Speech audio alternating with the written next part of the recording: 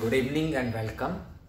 आज जो चर्चा आपके साथ चल रहे हैं हमने करनी है, एक नई टॉपिक की है, कंपैरेटिव पब्लिक एडमिनिस्ट्रेशन की।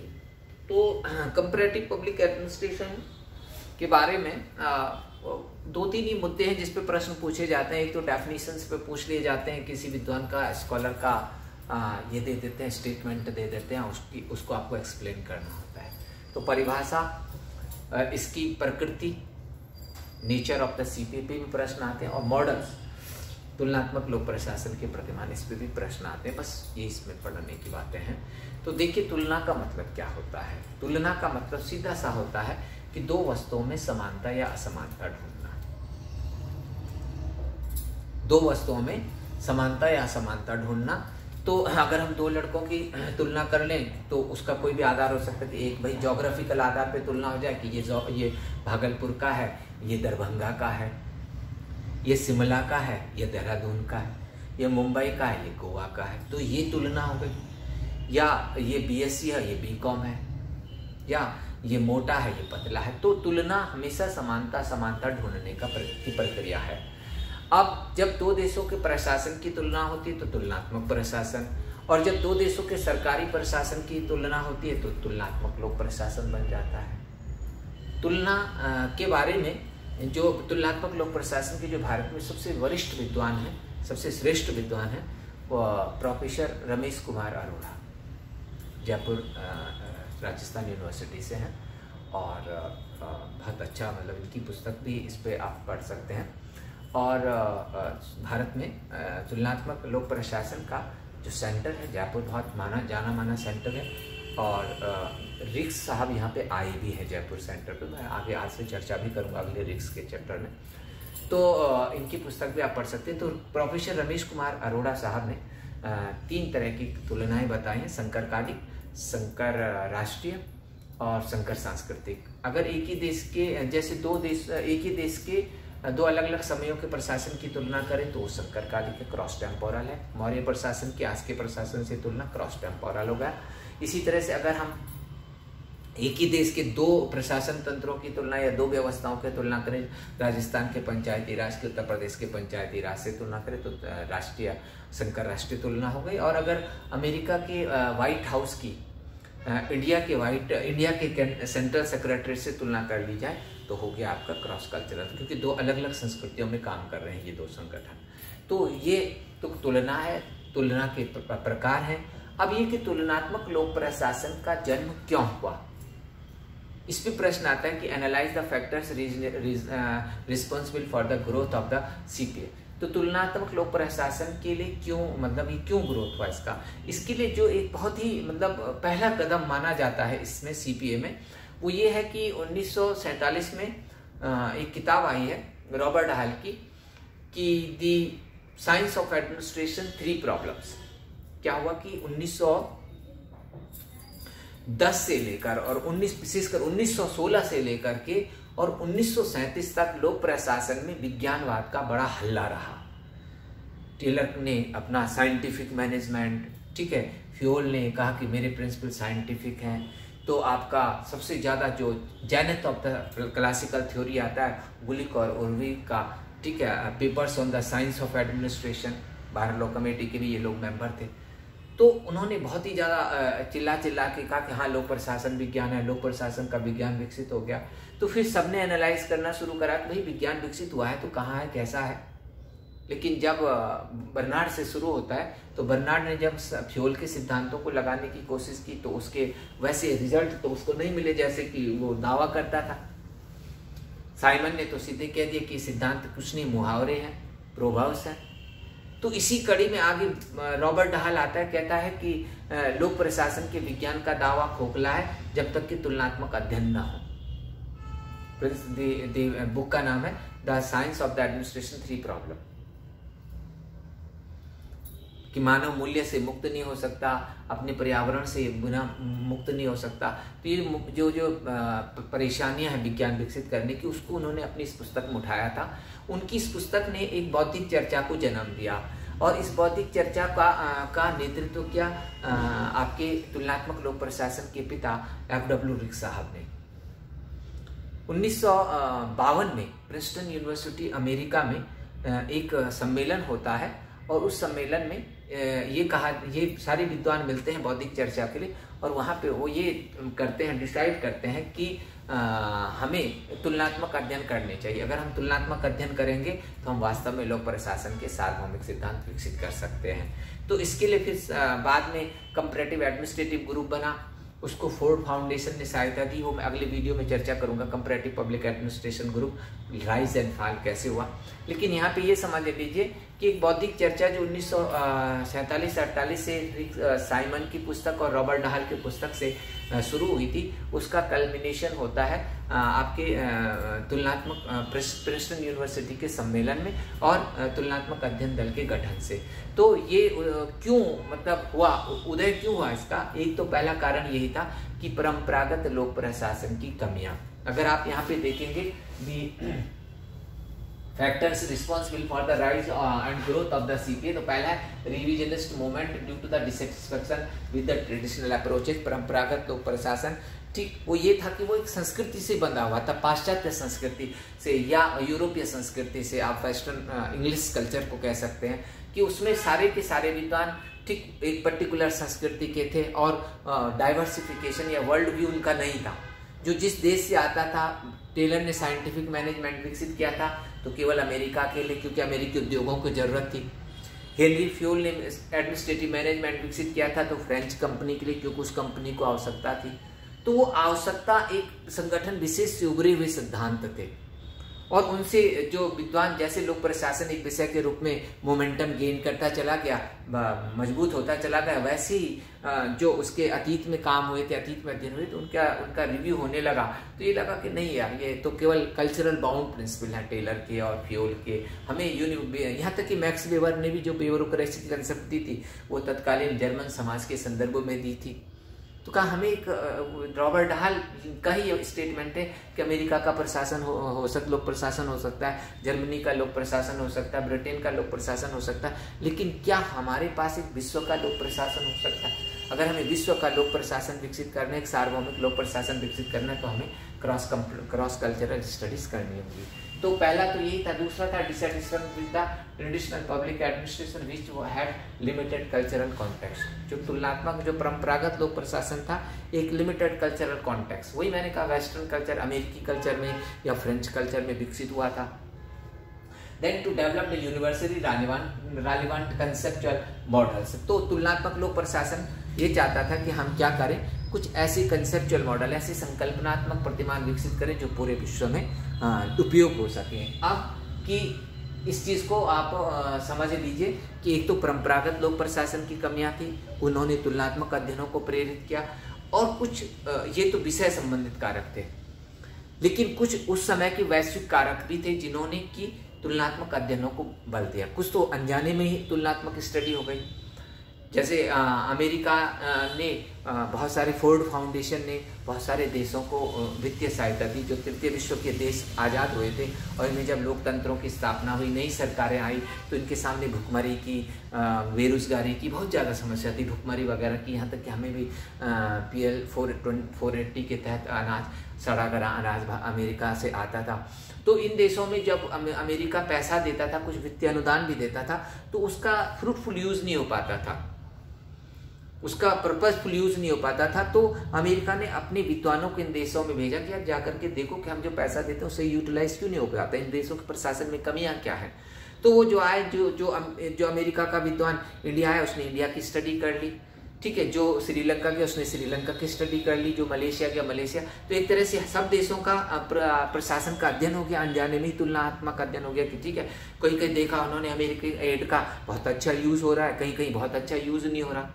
तो जिस देश में अच्छा यूज हो रहा है उस पर उसके प्रशासन की विशेषता क्या है, और जिसमें यूज नहीं हो पा रहा उसकी कमियां क्या है, तो हो गई कंपैरिजन, ठीक है।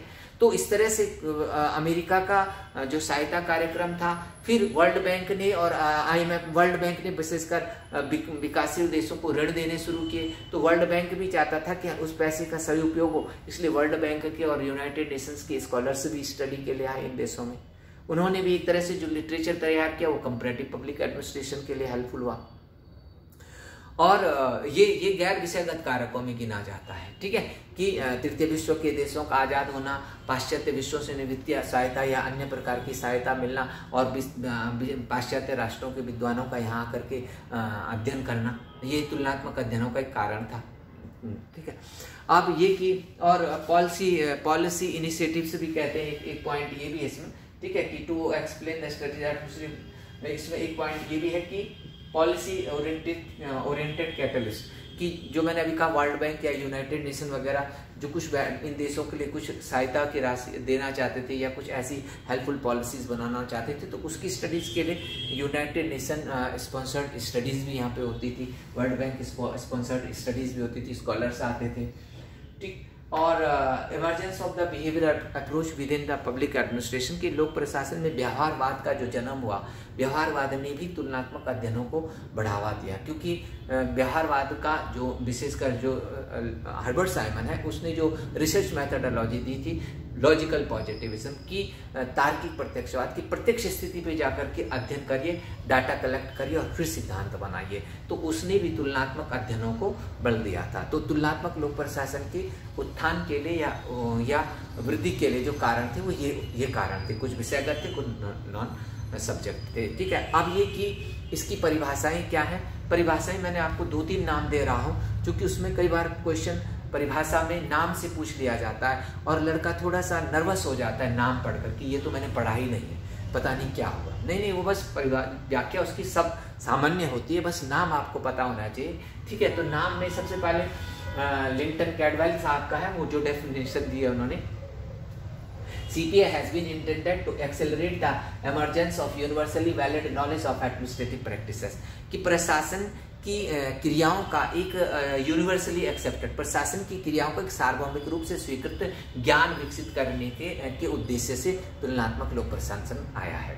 ये माना है आपके लिंटन कैडवेल साहब ने, नाम याद रखिएगा।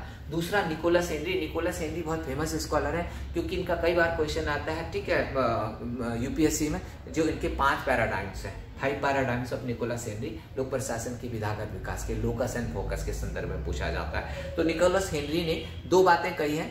पहला कि पब्लिक एडमिनिस्ट्रेशन इज कल्चरल। ठीक है, CPA differs from the traditional public administration, American public administration in 2 aspects. अब निकोलस हेनरी पे यही क्वेश्चन पूछ लिया जाएगा कि भाई how Nicholas Henry have identified the factors that CPA differs from traditional American public administration in 2 aspect.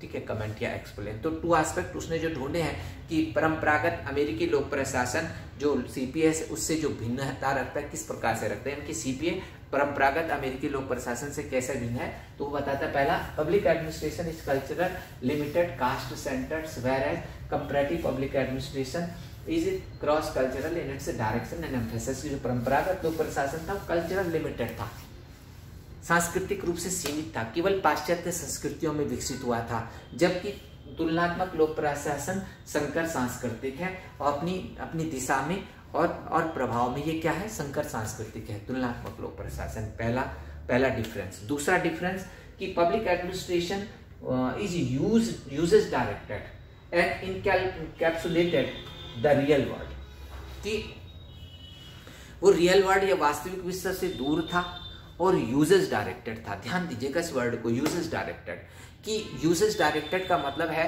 कि जो सिद्धांत विकसित किए थे वो यूजेस के लिए थे। टेलर ने वैज्ञानिक प्रबंधन ठीक उस पर्टिकुलर आयरन इंडस्ट्री के लिए यूज के लिए विकसित किए थे जहां वो काम करते थे। हेनरी फ्यूल ने जो सिद्धांत विकसित किए थे वो भी यूजेस डायरेक्टेड थे, क्योंकि हेनरी फ्यूल की वो कंपनी घाटे में जा रही थी, टूटने की कगार पे थी, उसने उसके उपयोग के लिए वो सिद्धांत विकसित किए थे। इसलिए ये कहा जाता है, निकोलस हेनरी ये मानते हैं कि traditional public administration, the principles of traditional public administration, the knowledge of the traditional public administration was uses directed. तो अब आप समझ में आ गया होगा। जबकि तुलनात्मक लोक प्रशासन क्या है कि ये क्रॉस कल्चरल है। Public administration attempts ideology building, seeks knowledge for sake of the knowledge. ये किसी इंडस्ट्री, किसी पर्टिकुलर इंडस्ट्री के उत्थान के लिए नहीं बनाए जा रहे हैं। ठीक है, कि टेलर अपनी कंपनी का उत्थान चाहता था, हेनरी फ्यूल अपनी कंपनी का उत्थान चाहता था, नहीं। तुलनात्मक लोक प्रशासन आइडियोलॉजी बिल्डिंग के लिए है।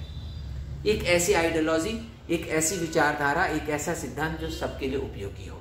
किसी पर्टिकुलर के यूज के लिए नहीं बना रहे, जैसे टेलर फ्यूल कर रहे थे। इवन आप मेयो को देख लीजिए, मेयो का जो सारा रिसर्च था वो किसकी समस्या के लिए था? वो हॉर्थरॉन प्लांट में जो था बेल टेलीफोन कंपनी में एब्सेंटिज्म की प्रॉब्लम थी, इसलिए उसको हेल्प करने के लिए एल्टन मेयो वहाँ गए थे। तो वो यूजेस डायरेक्टेड था traditional public administration. Comparative public administration seek knowledge for sake of knowledge, ज्ञान की वृद्धि के लिए, ज्ञान के को खोजने के लिए इधर उधर भटकता है। तुलनात्मक लोक प्रशासन के विद्वान इस देश में उस देश में क्यों जाते हैं?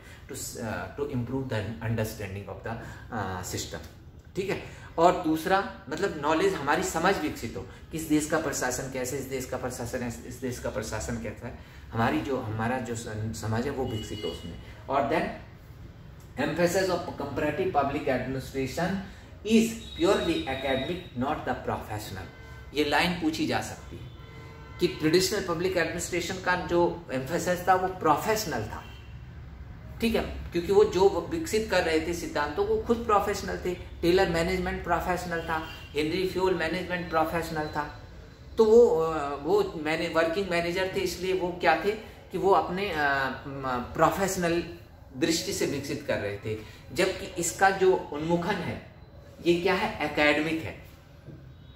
लोक प्रशासन, तुलनात्मक लोक प्रशासन एकेडमिक है, क्योंकि इसमें जुड़े हुए अधिकतर विद्वान, ठीक है, एकेडमिक फील्ड से आए हैं। खुद FW रिक्स प्रोफेसर रहे हैं, ठीक है। फेरल हैडी राजनीति विज्ञान की जो इसकी मतलब बिल्डिंग ब्लॉक्स हैं CPA के जो स्कॉलर, वो सारे के सारे एकेडमिक्स हैं। तो प्रोफेशनल आउटलुक से नहीं विकसित कर रहे हैं कि इस कंपनी को ग्रो करना है और इस आगे बढ़ाना, नहीं। एकेडमिक की भाई एक बॉडी ऑफ नॉलेज विकसित हो जो सार्वभौमिक रूप से उपयोगी हो, ये इसका है। Robert T. जैक्सन ने कहा comparative public administration that aspect of the study of public administration that deals with the procedures involve in the construction of the cross cultural comparison that constitute structure and activity of the administrative public affairs के लोक मामलों को संपादित करने के लिए जो सिद्धांत चाहिए उनकी क्रॉस कल्चरल स्टडी और के से संबंधित है आपका तुलनात्मक लोक प्रशासन। ये स्टेटमेंट है आपका रॉबर्ट H. जैक्सन साहब का। मैंने कहा कि नाम से आप लोग कई बार एग्जाम के दौरान विचलित हो जाते हैं कि ये पूछ लिया, ये स्कॉलर तो मैंने सुना ही नहीं था। तो ये सारे तुलनात्मक लोक प्रशासन, सबसे अच्छी परिभाषा जो तुलनात्मक लोक प्रशासन की दी गई है वो कंपैरेटिव एडमिनिस्ट्रेटिव ग्रुप के द्वारा दी गई। ये भी पूछी जाती है तुलनात्मक अध्ययन दल ने किस प्रकार से इसको परिभाषित किया। तो तुलनात्मक अध्ययन दल इसको सबसे ज्यादा ऑथेंटिक भी मानते हैं परिभाषा को। Comparative public administration is a theory of administration applied to the diverse cultural and national settings। ठीक है, तुलनात्मक लोक प्रशासन, ठीक है, प्रशासन का एक ऐसा सिद्धांत है जो क्रॉस कल्चर, जो डाइवर्स कल्चर और नेशनल सेटिंग्स में इम्प्लॉय किया जा सकता है, जो विभिन्न प्रकार की संस्कृतियों में, विभिन्न प्रकार के राष्ट्रों में जिस सिद्धांत को हम लागू कर सकते हैं वो प्रशासनिक सिद्धांत है तुलनात्मक लोक प्रशासन। ऐसा मानते हैं CPA कंपैरेटिव एडमिनिस्ट्रेटिव ग्रुप के लोग, ठीक है। ये उन्हीं की डेफिनेशन है। अब कि एक और है जंग S. जॉन साहब, इनका भी नाम सुन लीजिए, क्या पता आ जाए। जंग S. जॉन, ठीक। तो जंग S. जॉन साहब ने कहा है कि comparative public administration has been mainly reflecting cross cultural and cross national orientation की तुलनात्मक लोक प्रशासन का जो उन्मुखन है वो संकर सांस्कृतिक और संकर राष्ट्रीय है। अब सीधे नेक्स्ट पॉइंट पे आ रहा हूं कि तुलनात्मक लोक प्रशासन की प्रकृति, nature of the public CPA। तो नेचर के बारे में इसके रिक्स नहीं बताई है नेचर भी, कि इसके 3 पॉइंट हैं कि ये, ठीक है। पहला क्या है कि आपका नोमोथेटिक टू एम्पेरिकल। नोमोथेटिक कहते हैं आपका मतलब कि काल्पनिक, और एम्पेरिकल कहते हैं आनुभाविक। जो परंपरागत लोक प्रशासन था वो नोमोथेटिक, वो क्या था आपका नॉर्मेटिव था, आदर्शात्मक था, ऐसा होना चाहिए। नॉर्मेटिव का मतलब आदर्शात्मक, ऐसा होना चाहिए। जैसे वेबर कहता है आदर्श नौकरशाह को फ्री फ्रॉम लव हेट बायस होना चाहिए, तटस्थ होना चाहिए, अनाम होना चाहिए, ऐसा होना चाहिए, ठीक। इसकी जगह लोक प्रशासन, तुलनात्मक लोक प्रशासन कहता है ऐसा है। तुलनात्मक लोक प्रशासन के विद्वान प्रशासन के अंदर घुस जाते हैं, नौकरशाही के अंदर घुस जाते हैं, कहते हैं तटस्थ उतष्ट कोई नहीं है, सब राजनीतिक आधार पर बटे हुए हैं, ऐसा होना चाहिए और ऐसा है, ऐसा होना चाहिए, आदर्शात्मक है, ऐसा होना चाहिए आनुभाविक है। वो आदमी तो बहुत सुंदर है, आपने सुनिए, हाँ वो तो ऐसा है वो, लेकिन जब आप उससे मिलते हैं तो आपको लगता नहीं ऐसा नहीं, ये तो ऐसा है, तो ऐसा है, यानी कि प्रैक्टिकली उसको रियलाइज करना या प्रैक्टिकली उसको एनालाइज करना, ये है आपका एम्पेरिकल स्टडी। और नॉर्मेटिव, ठीक है, नॉर्मेटिव ट्रेडिशनल पब्लिक एडमिनिस्ट्रेशन है और एम्पेरिकल सीपीए है। दूसरा कि आइडोग्राफिक टू नॉमोथेटिक, इसको कहते हैं हिंदी में एकल अध्ययन से बहुल अध्ययन की ओर। जो टेलर फ्यूल वेबर थे वो एकल अध्ययनवादी थे, एक ही संगठन का अध्ययन, टेलर ने एक ही कंपनी में काम किया था, उसी में उसने साइंटिफिक मैनेजमेंट का विकास किया था, एकल अध्ययन। इसी तरह से हेनरी फ्यूल ने फ्रेंच माइन कंपनी में काम करा था और अपना एडमिनिस्ट्रेटिव मैनेजमेंट दे दिया था। और इसी तरह से वेबर ने एक ही समाज, जर्मन समाज में अध्ययन किया था और आपका नौकरशाही सिद्धांत दे दिया था। तो एकल अध्ययनों से बहुल अध्ययन, इसकी जगह तुलनात्मक लोक प्रशासन की विद्वान कहते हैं नहीं, ठीक है, एक ही सिद्धांत को हम कई सेटिंग्स में लगाएंगे, उसका देखेंगे, ठीक है। तो ये क्या है, आनुभाविक है। अगर मैंने कहा कि बगल के कमरे में सांप है, तो ये मेरा क्या है, ये मेरा व्यक्तिगत है, इसको हम क्या कहेंगे, इसको हम कहेंगे आइडोग्राफिक। लेकिन इसको नॉमोथेटिक, इसको हम अगर इसे हम क्या बनाना है, इसे अगर हमें क्या बनाना है, नॉमोथेटिक बनाना है, तो उस कमरे में मैं इस लड़के को, उस लड़के को, उस लड़के को 2 3 4 5 को भेज के देखूंगा, भाई देखो सांप है कि नहीं, ठीक है। एक लड़के को भेजा, उसने कहा नहीं सर सांप नहीं रस्सी है, दूसरे में नहीं सर सांप है नहीं रस्सी है, तीसरे को भेजा सांप नहीं रस्सी है, ठीक है। तो यानी कि मैं जो कह रहा था कि सांप है, जैसे हेनरी फ्यूल कह रहा है, लेकिन हेनरी फ्यूल, टेलर वगैरह ने अपने सिद्धांतों को किसी को और को लगाने के लिए तो दिया ही नहीं, अपने से क्या घोषित कर दिया, काय विज्ञान है। नहीं, ये तुलनात्मक लोक प्रशासन क्या करता है, नहीं, नोमोथेटिक नहीं, एम्पेरिकल। बहुत सारे लोग उसको अप्लाई करेंगे और देखेंगे कि पॉजिटिव रिजल्ट आ रहे हैं कि नहीं। अगर कोई लड़का बनारस में कहे कि भाई उसने पानी से पेट्रोल बना दिया या हर्बल पेट्रोल बना दिया, तो उसका दावे का कोई मतलब थोड़ी है। पहले उसको IIT दिल्ली के मतलब प्रोफेसर्स को सेटिस्फाई करना पड़ेगा कि भाई किस प्रोसेस से उसने बनाया, ठीक है, या मुंबई के प्रोफेसरों को सेटिस्फाई करना पड़ेगा, या पेट्रोलियम रिसर्च इंस्टीट्यूट के प्रोफेसर्स को सेटिस्फाई करना पड़ेगा, बताना पड़ेगा कि भाई मेरी प्रक्रिया ये है और इससे मैंने हर्बल से पेट्रोल तैयार करा है। अगर 5 7 10 लोगों को उसने बता दिया तो भाई मान लिया कि उसका, लेकिन अगर उसने खुद ही बनाया और खुद ही क्लेम कर रहा है कि मैंने हर्बल पेट्रोल, तो उसके बाद की कोई मायने नहीं। आनुभाविक वैधता के लिए कई लोगों के द्वारा उसका सत्यापन जरूरी है। इसी तरह कोई सिद्धांत अगर हम इस देश में बनाते हैं, कई देशों में उसके अप्लाई करने के बाद उसका सत्यापन होता है। अगर वो सब देशों में वैसे ही परिणाम देता है तो मान लेंगे कि सार्वभौमिक है। लेकिन टेलर, फ्यूल, वेबर सब क्या थे, वो एकल अध्ययनवादी थे, उन्होंने बहुल अध्ययन नहीं की। फिर तीसरी जो इसकी प्रकृति है, नॉन इकोलॉजिकल टू इकोलॉजिकल। जो परंपरागत लोक प्रशासन के विद्वान थे वो वातावरण से संगठन में रिश्ता देखते ही नहीं थे, ठीक है। मैक्स वेबर कहता है कि नौकरशाही के सदस्यों में, ठीक है, वो वैल्यू फ्री होने चाहिए। अरे वैल्यू फ्री कैसे होगा, IAS वो है, मूल्य मुक्त हो ही नहीं सकता, ठीक है। IAS बनने से पहले वो किसी समाज में रहा है 22 साल, 24 साल, 23 साल, उस समाज के मूल्य, उसके दृष्टिकोण, उसके आचार विचार तो उसमें क्या हो चुके हैं, भर चुके हैं। तो जो जब हम इनफैक्ट हम इनपुट जब समाज से ले रहे हैं तो वो केवल व्यक्ति वो सोचता था कि वो अपनी मूल्य, संस्कार सब बाहर छोड़ के आएगा। नहीं, ये जो तुलनात्मक लोक प्रशासन वाले हैं वो कहते हैं कि नहीं, इकोलॉजी भी उसके साथ अंदर आ जाएगी। इसी तरह टेलर कहता है कि आप कीमत कम कर दो, प्रति इकाई उत्पादन लागत घटा दो, वस्तु सस्ती हो जाएगी, खूब बिक्री होगी। नहीं, अगर बाहर 3 साल से मानसून फेल है और सूखा पड़ा हुआ है, लोगों के पास खाने के लिए पैसा नहीं, तो तुम्हारा कितना भी सस्ता प्रोडक्ट हो बिकेगा थोड़ी। अगर बोलनगीर काला हांडी में भयंकर अकाल पड़ा है 2-2 3-3 साल से, तो वहाँ तुम्हारा LG का, ठीक है, फ्लैट स्क्रीन का टीवी 500 में भी कोई नहीं खरीदने वाला, ठीक है। इवन आपका एप्पल का भी, ठीक है, आईफोन भी नहीं खरीदने वाले वो 500 में, क्योंकि है ही नहीं उनके पास। तो इसलिए संगठन किसी वस्तु का बिकना या ना बिकना केवल संगठन पे निर्भर नहीं करता, उसके वातावरण पे भी निर्भर करता है। तो संगठन को वातावरण में रखकर समझने की प्रक्रिया आपको कहते हैं from non ecological to ecological, ये इसकी प्रकृति है। अब आ जाते हैं मॉडल्स पर। मॉडल सीधी सीधी बात है कि इसकी तुलना के लिए है। जैसे मैंने अभी कहा 2 लड़कों की तुलना हम एजुकेशन के आधार पर कर सकते हैं, वेट हाइट के आधार पर कर सकते हैं। ऐसे अगर 2 देशों के प्रशासन की तुलना करेंगे तो कैसे? पहला नौकरशाही प्रतिमान, कि भारत की नौकरशाही की तुलना अमेरिका की नौकरशाही से किया, कि भारत के केंद्रीय सचिवालय की तुलना हमने व्हाइट हाउस से की, कि भाई केंद्रीय सचिवालय में एक फाइल को क्लियर होने में 3 महीने लगते हैं और व्हाइट हाउस में वो 3 दिन में, वो 3 घंटे में हो जाती है।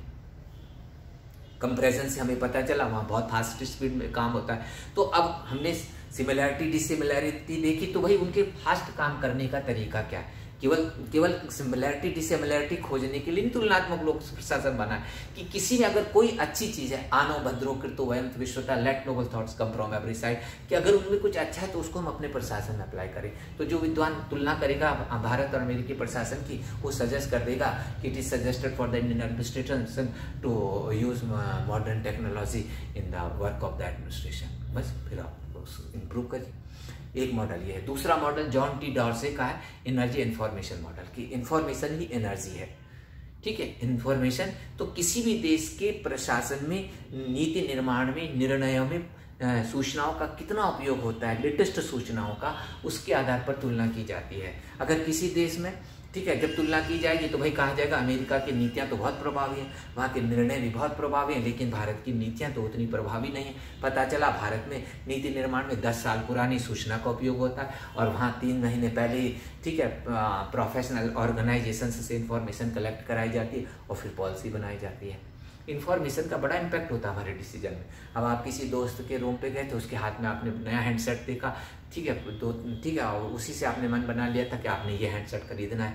अगले दिन आप गए, का इसका कैमरा वगैरह अच्छा, आपने हैंडसेट खरीद लिया, लेकिन शाम को आपने न्यूज़पेपर में देखा या किसी विज्ञापन में देखा कि कंपनी ने नया मॉडल लॉन्च कर दिया, वो पुराने मॉडल से ज़्यादा इम्प्रूव्ड है और उससे 2000 सस्ता है। तो अब आपको क्या है, क्योंकि अगर आप लेटेस्ट इन्फॉर्मेशन का यूज़ करके आप खरीदते तो शायद आप फायदे में रहते। इसी तरह हम जब नीति बनाने बैठते हैं तो हमारे यहाँ पे जो आंकड़ों का जो मुख्य स्रोत है वो जनगणना है भारत में, जबकि अमेरिका जैसे देशों में प्रोफेशनल बॉडीज से वो डाटा कलेक्ट कराते हैं, ठीक, उनको ठेका देते हैं और फिर पॉलिसी बनाते हैं। लेकिन हमारे यहाँ पे तो बस जनगणना में जो आगे आ गया, वो भी जनगणना आप जानते हैं कि बेचारे शिक्षकों की ड्यूटी लगा दी जाती है, वो एग्जाम ड्यूटी भी करके शाम को 7 बजे 8 बजे जा करके सीढ़ियाँ चढ़ करके डाटा कलेक्ट करते हैं। वो बेचारे इतने थके रहते हैं। मेरे घर में भी आए तो जहाँ नंबर ऑफ चिल्ड्रंस लिखना था वहाँ वो नंबर ऑफ सब टीवी और फ्रिज भर रहे थे। क्या करें, सरकार जबरदस्ती उनसे काम करवा रही है, उसके लिए पे भी नहीं करती उनको उस हिसाब से, ठीक है। तो इसलिए हमारे यहाँ पे आंकड़े क्या होते हैं, बहुत प्रोफेशनली ना तो कलेक्ट किए जाते हैं, ना बहुत ऑथेंटिक होते हैं। अब शायद हो जाए क्योंकि अब डाटा ऑनलाइन कलेक्ट किया जाएगा मे बी, तो बट पहले वाला तो अभी इससे पहले हम एक आध केस स्टडी ऐसी हमारे सामने आई थी कि झारखंड में कई जनजातीय विकास की नीतियां बनाई गई। कुछ डिस्ट्रिक्ट्स में जनजातियों की जो जनजातीय जनसंख्या थी वो 70% से भी ज़्यादा थी, इसलिए वहाँ पे इंटेंसिव ट्राइबल डेवलपमेंट प्रोग्राम लाए गए, ठीक है, लाए गए थे। लेकिन अब जो 21 की जनगणना या अभी मतलब इंफॉर्मेशन, जनरल इन्फॉर्मेशन आई, वो ये आई कि उन डिस्ट्रिक्ट्स में तो 30% भी ट्राइबल नहीं है, यानी कि जो पॉलिसी इंप्लीमेंट हो रही है उसका फायदा ट्राइबल्स को नहीं किसी और को मिलेगा, क्योंकि वहाँ से वो लोग तो माइग्रेट कर चुके। अगर हमने लेटेस्ट इन्फॉर्मेशन के आधार पर नीति बनाई होती तो हमारी नीति बहुत प्रभावी होती। तो ये जॉन टी डॉर्से का मॉडल है, ये कहता है कि किसी भी देश के 2 देशों की तुलना करिए कि एनर्जी की इन्फॉर्मेशन इनटेक क्या है पॉलिसी मेकिंग और डिसीजन मेकिंग में। तो दूसरा मॉडल, ठीक है। तीसरा मॉडल जनरल सिस्टम मॉडल है। जनरल सिस्टम का मॉडल जो है आपका ये कहता है कि टालकट पर्सन वगैरह इससे जुड़े हुए हैं, वो ये कहता है कि जैसे हमारा शरीर है एक व्यवस्था है, लेकिन इसमें कई उपव्यवस्थाएं हैं, ठीक, पाचन तंत्र है, ठीक है, आपका ब्लड सब सिस्टम है, आपका सेंट्रल नर्वस सिस्टम है वगैरह।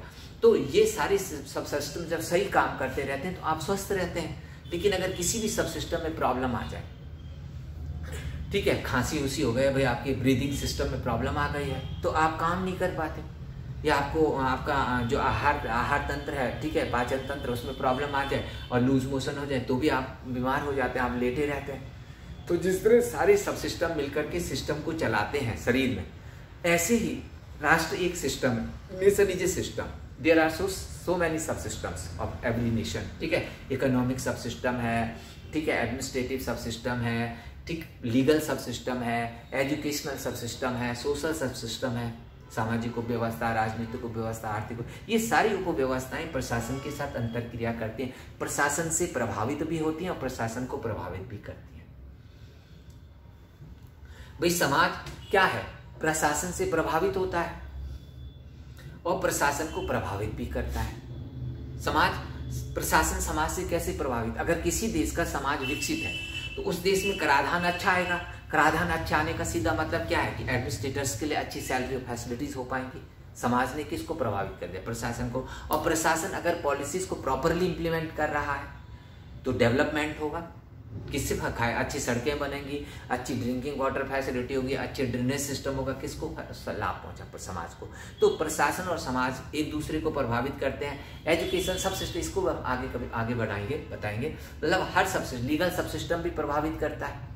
अब भारत में 30 से 40% जो एडमिनिस्ट्रेटिव मतलब कार्य शक्ति है वो न्यायालयों के चक्कर लगाने में लगी रहती है, क्योंकि आज इस कोर्ट में इस केस में जाना है, कल उस केस में जाना है, केस पे केस चलते रहते हैं। प्रशासक ऑफिस में बैठने की जगह कोर्टों के आगे खड़े घूमते रहते हैं, क्योंकि न्यायपालिका में क्या है, बहुत ज़्यादा विलम्ब होता है डिसीजन मेकिंग में। ठीक, प्रशासन भी न्यायिक व्यवस्था को प्रभावित करता है, क्योंकि प्रशासन में भ्रष्टाचार है, जनता को शिकायत है, इसलिए लोग न्यायपालिका वहाँ जाते हैं। तो सब सिस्टम्स एक दूसरे को प्रभावित करते हैं। तो किसी भी देश के जो प्रशासनिक व्यवस्था वो अन्य फैक्टर से कैसे प्रभावित हो रही है, इसकी तुलना की जाती है इसमें। और जो लास्ट मॉडल है उसको आपका स्ट्रक्चरल फंक्शनल मॉडल भी कहते हैं। एक डेवलपमेंट मॉडल भी है, वो जनरल उसी में आ जाता है, स्ट्रक्चरल फंक्शनल मॉडल में भी उसको पढ़ लिया जाता है। तो स्ट्रक्चरल डेवलपमेंट एडमिनिस्ट्रेशन